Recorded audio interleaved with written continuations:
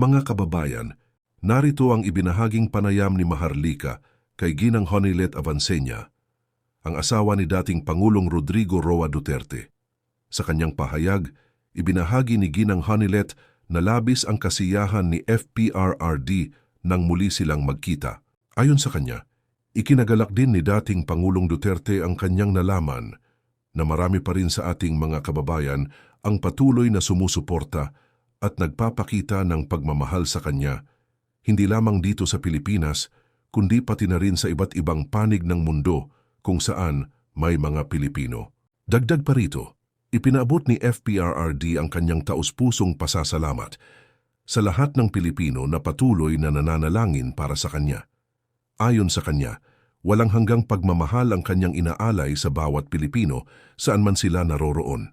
Gayunpaman, nananawagan si Ginang Honilet sa lahat, lalo na sa mga nagpapakilalang taga-suporta ni FPRRD, na huwag gamitin ang kanilang kasalukuyang sitwasyon upang manghingi ng tulong sa ibang tao o sa mga sumusuporta kay dating Pangulong Duterte. Nilinaw niya na kailanman ay hindi sila, kasama sina pangalawang Pangulo Sara Duterte, Congressman Pulong Duterte at Mayor Baste Duterte, hihingi ng anumang tulong o donasyon mula sa publiko. Habang nasusubaybayan natin ang naging pag-uusap ni Ginang Honilet at Maharlika, naway maging bukas ang ating isipan sa katotohanan at patuloy nating suportahan ang tama at makatarungan. Ang panayam na ito ay isang paalala na sa kabila ng mga pagsubok na kanilang kinakaharap, nananatili silang matatag at hindi kailanman mawawala ang kanilang pagmamahal sa bayan. Muli lubos silang nagpapasalamat sa lahat ng sumusuporta at nagmamahal sa kanila. Ipagpatuloy natin ang pagiging mapanuri, mapagmahal sa bayan, at tapat sa katotohanan. Sundan natin ang buong panayam sa video na ito. Magandang araw sa lahat ng aking mga kababayan. Ayan, talaga namang ngayon, nakikita nyo kasama natin si Mama Honilet kung saan nandito po kami sa The Hague pa rin at napagbigyan tayo ng pagkakataon na makasama siya ngayong araw na ito. Kaya ma'am, thank you so much at kumusta po yung inyong pag-visit? Ilang days na po kayo dito? 25 yata kami. 25 kayo dumating. 25. Oo. Kumusta naman po kayo nung nakita? Na-visit nyo na si PRRD, di ba? With Kitty? Pagdating niya dun sa ano namin, nagyakapan kami tatlo, tapos sabay-sabay kami ni Kitty kumanta ng happy birthday sa kanya. Oh, wow.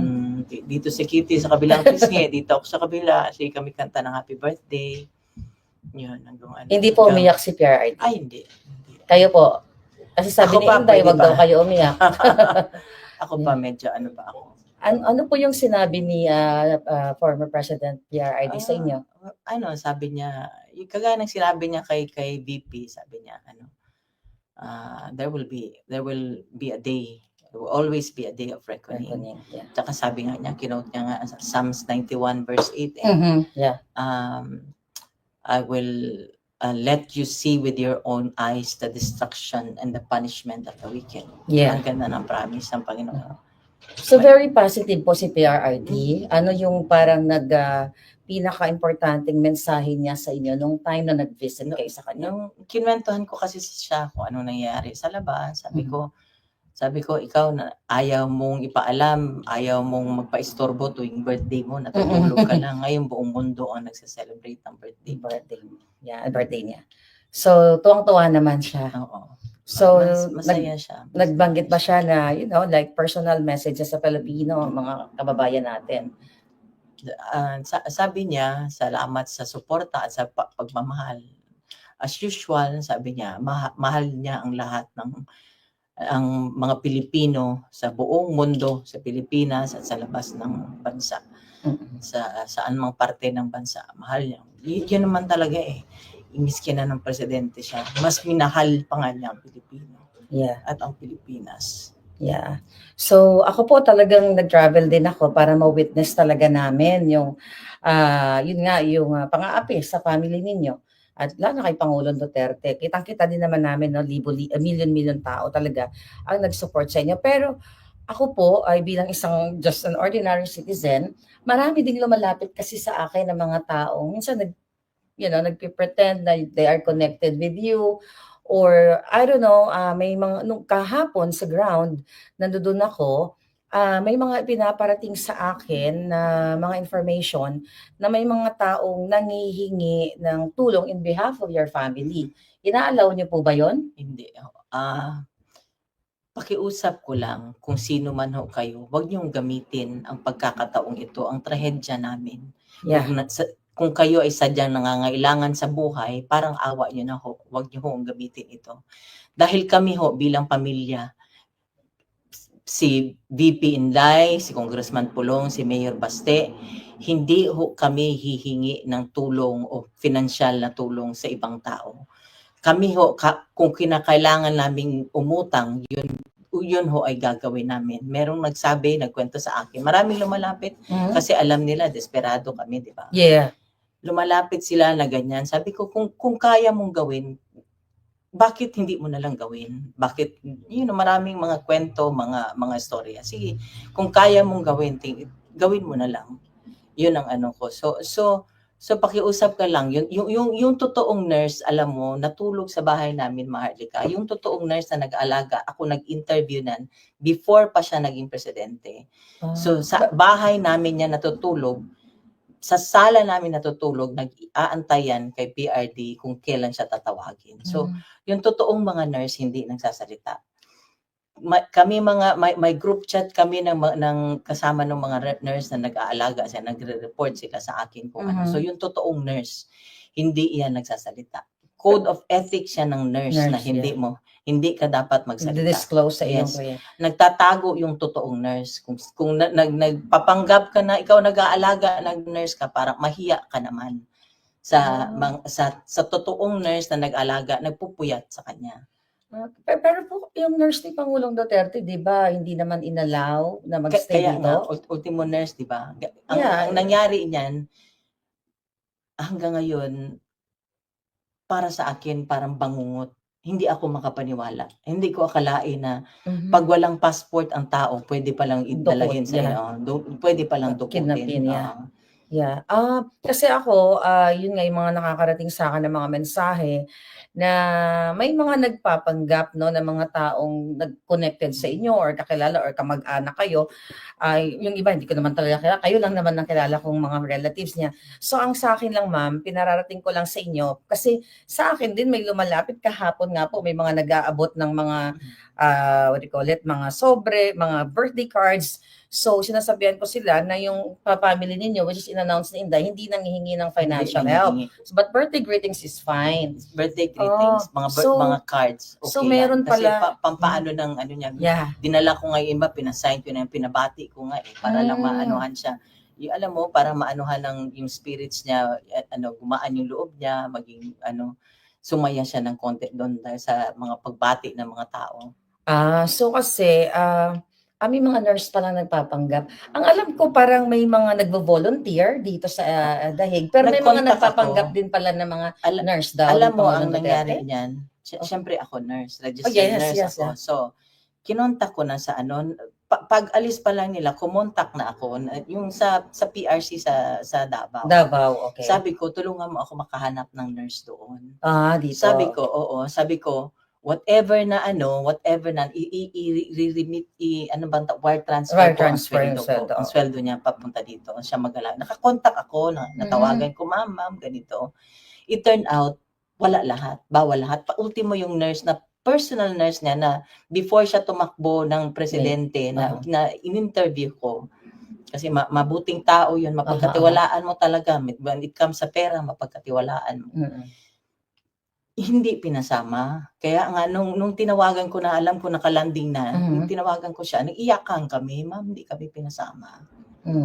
Yun ang yun, kami nga para lang mapaano ko sa inyo na ang pamilya namin hindi ho manghihingi o magsusolicit sa inyo ng kahit na anong financial na tulong. Kami nga ni VP Inday nagtutulakan.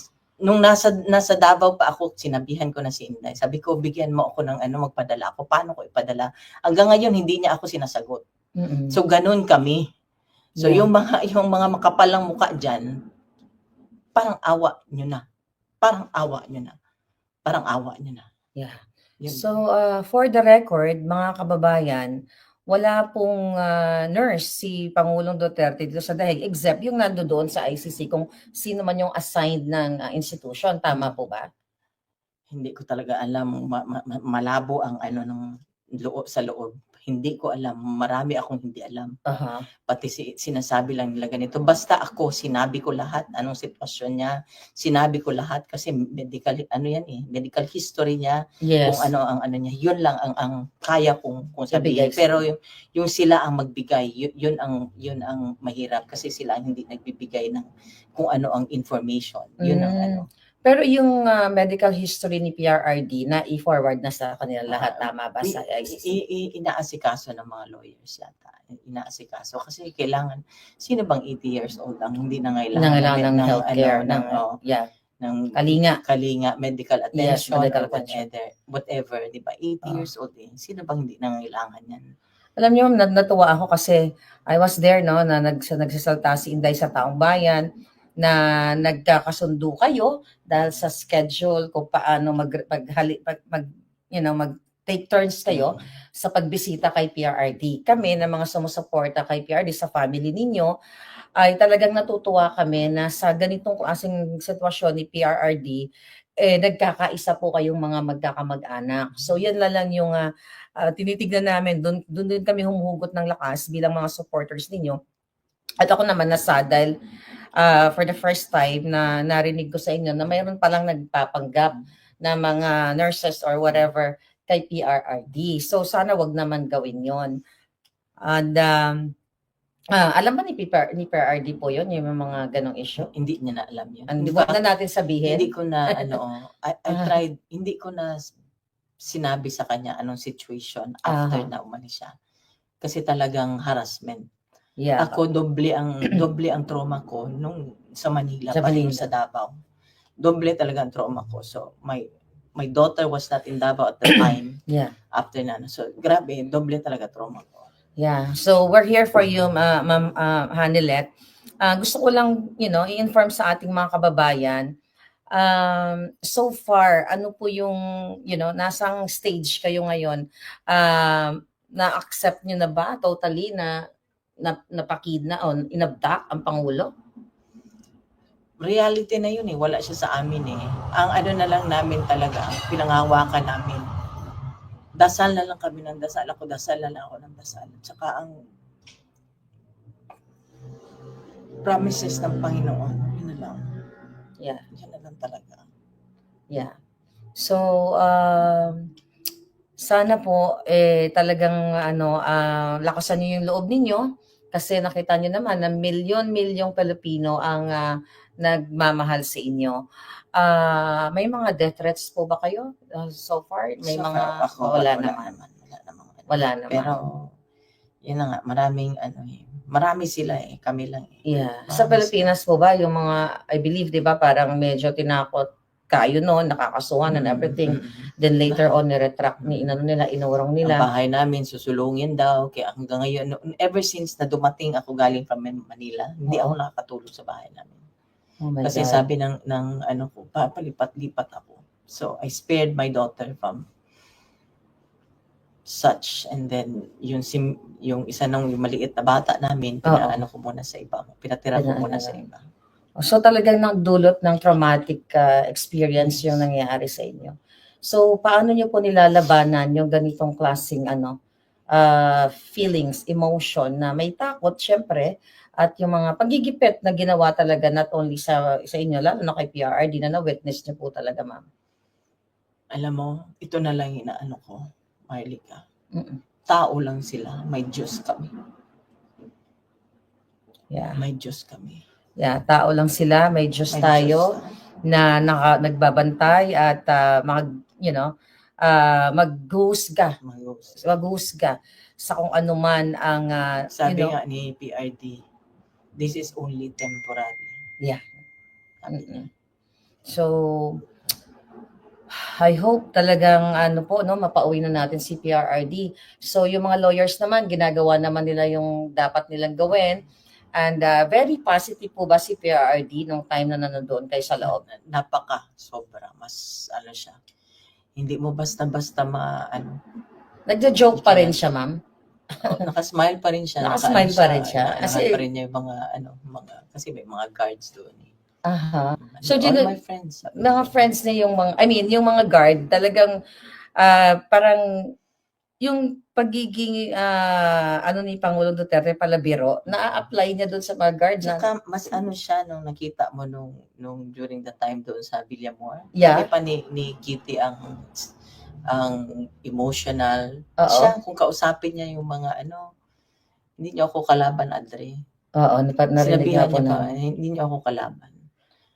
Ganun lang niya. Pero, Adre, ikwento, makinig ka. Ganun lang niya. Pero ma'am, ano yung feeling, ano yung nakita niyo dun balik tayo dun sa Villamor na, yung mga police ba, talaga bang parang sila, yung gusto nila yung ginagawa nila na gipitin ang kanilang dating Hindi ko alam kasi Commander-in-Chief? it's masyadong subjective yan sila na yan pero kasi may mga lumalabas sa video na yung ibang mga police may lumalabas lang na pero still nandun sila, di ba? They implemented it. Yeah. Tumulong sila. They're part of the sila. they're accomplices sila ng pagginap niya. Pero yun nga, which is grabe po talaga yung pagigipit sa atin lahat tayo, kasi ako ginigipit din ako, pero mas dito na pag-uusapan na international, na nakikita talaga yung pagigipit kay Pangulong Duterte, at nakita din yung impact sa buong mundo kung paano siya pinrotektahan. So, panghuli na lang po, ano yung gusto nyong ibuhos na mensahe sa ating mga kababayan, yung mga gumagamit sa pangalan ninyo, yung mga nagsusolicit, yung mga sumusuporta? May nakausap na akong isa, kasi ako, Marlica, prangka ako I can tell po. Sabi ko, pinandilatan ko nga ng mata kung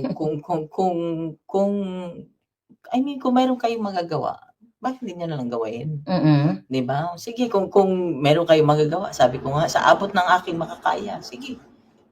Kasi lahat naman may kailangan may kabayaran, di ba? Yes. Sabi ko, sa abot ng aking makakaya, kung kailangan ko umutang, di ba? Yeah. So, yun ang ko na sana wag silang tumigil, dasal at suporta, wag yung tigilan, kasi nakita nyo naman ang ginawa niya para sa Pilipinas at para sa Pilipino. Yeah. Kung sa Binisaya pa kasi mas mabigat, hangyo ko o nakikiusap ako, para nyo na hong awa. Tulungan nyo po kami sa dasal, sa lahat po, kung ano pong pwede nating gawin na maibalik ko siya sa amin. Wala na ho siyang gusto nga sa buhay. Gusto na at 80, gusto na lang niyang mamahinga. Yeah. Gusto na lang niyang mamahinga. Doon po sa lahat ng family ninyo na sumusuporta sa inyo at yung mga nagpapanggap na family. Doon lang ako sa message ko lang sa family lang, kasi family lang. Sa family na lang na sabi ko nandiyan kami, nagtutulungan kami, may group chat sila Kitty at mga kapatid niya. Pagka kami lang talaga, wala kaming kung may narinig ako na may isa sa kapatid ng anak ko medyo naanuhan ng loob, sabi ko naki-encourage mo na, sabi ko kailangan matatag tayo ngayon. Lahat. Umiyak man tayo, kailangan natin lumaban, kailangan natin siya ipaglaban. Pero nakakabilib po si Kitty yung talagang yung tapang niya, nakita namin kasi ako nakikita ko lang si Kitty sa mga reels, she's young and sweet. Pero nung nakita namin kung paano inabdak ang Pangulo, kung paano kayo ginipit doon, nagpakita siya talaga ng kanyang pagiging firm, matapang na bata at young age at may paninindigan. So as a mother, paano niyo po ba, brief and concise lang, sa amin, si Kitty, i-describe? Sabi ko nga noong pa yan, sabi ko, surrender ako sa anak ko kasi kaugali siya ng tatay niya. Okay. So sabi ko nga sa loob, sabi ko sa papa niya, sabi ko, you'll be proud of her kasi talagang kaugali siya ng tatay niya. Ugali siya ng tatay niya. Kitang-kita naman namin. So, ayun. Sa mga sumusuporta po sa inyo, ma'am, sa lahat ng mga taong hanggang ngayon patuloy na nag-gather, nag-celebrate post-birthday ni PRRD, mensahe niyo po, panghuli na lang. Maraming salamat sa inyong lahat. Alam ko nagdarasal kayo. Yung mga messages ninyo nababasa ko, hindi ko man kayo masagot isa-isa. Pero ito lang ang hiling ko talaga, wag ho tayong tumigil. Kasi hindi naman hindi ako pwede mag-give up. Hindi tayo pwede mag-give up. Tulungan niyo kami na maibalik ko namin siya sa bahay namin. Marami hong salamat. Ay, habol na lang po. So, wala pa po kayong plano kung kailan kayo babalik o magsistay kayo dito habang nandito si PRRD? Pinag-usapan pa lang. Ayun. So, thank you so much mga kababayan. Kasama natin si Ma'am Hanelet ngayong araw na ito. Sana po isa puso natin yung kanyang mga panawagan na hindi po nangihingi ng monetary ang ating Pangulong Duterte at ang kanilang pamilya. Kung mag-send man po kayo ng mga birthday greetings, birthday cards, letters, okay po yun. So malinaw po tayo, mag-ingat po tayo sa mga lumalapit sa inyo na nagpapakilala na ganito ako, kamag-anak ako, or ganyan. So mahirap na po na gamitin natin ang sitwasyon ni Pangulong Duterte. Malungkot na nga yung pag-abduct sa kanya, tapos sasakyan pa ng ibang mga taong gumagamit sa pangalan niya. Hindi po tama yon. At ayaw ni PRRD na ganun. Kung talagang totoong love niyo ang PRRD dahil sa kanyang mga ginawa sa bayan natin, wag po natin siyang gamitin. So maraming salamat, Ma'am Hanelet, sa inyong pagbigay ng kahit busy kayo. Thank you. Thank you so much. Thank you. Yeah, thank you.